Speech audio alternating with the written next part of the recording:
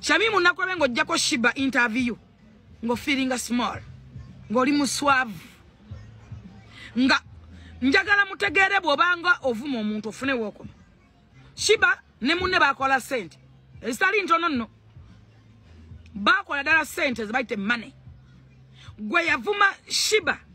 n'otuuka mulangira paadi mbwagala tonnya ebikulukuto jangu wabepatise bupaadi bwo era wali onoonya wakyo omuteeka ku mukutu gwo ye yakunoonya eyo yensi ensi ginyige firi wenyige firi nensi ekunyige firi leave people be kati wagenda n'owumpuguma n'onoonya omuwala oyo mujjeko interview nenkulaba ng'oyogere oseka amagye mulokufu oseka okuswalaswala otunula totunula nga wenno firi ate wakola ensobi tewani mujjeko na interview giteeka ku mukutu gwo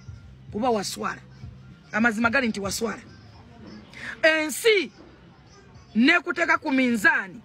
eseteze ensozi Bible egamba nti Katonda aseteze ensozi nezitamanya naye Katonda oseteze ensozi z'abalabe baffe oseteze ensozi z'abalabe ba Shiba wanoonya Shiba mujjeko interview kumumanye wavuma Shiba ku bigambo byewayogera ng'olinga gwe mubatolinga ng'olinga gwe nalaba nga mufuukidde omuvubuka oli wisdom kaye ekizibu ne mwagala omulya nammwe lugogo weeri nzigule muwanike even a Christmas nalaba balanga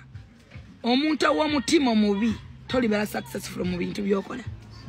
oba wa mutima mubi mukyuse emitima emibi n'ebigambo ebingi mukendeze bigambo envuma gye wavuma omuwala oyo tewandigenze kumujjako interview kuba waswala wafira mu firimu yate wasemba Katonda akulaga obwakabaka bwe Katonda aseteze ensozi nezitamanya kikuwa kyoyo kweyigolekerawo okwogerera abantu mwenna mwe batrabo koza bawanuze ntao ne muleta obunku nejje ku YouTube channel zammwe vumono ne museka vumono enensi mujiraba mujja kujiwa tete munajiraba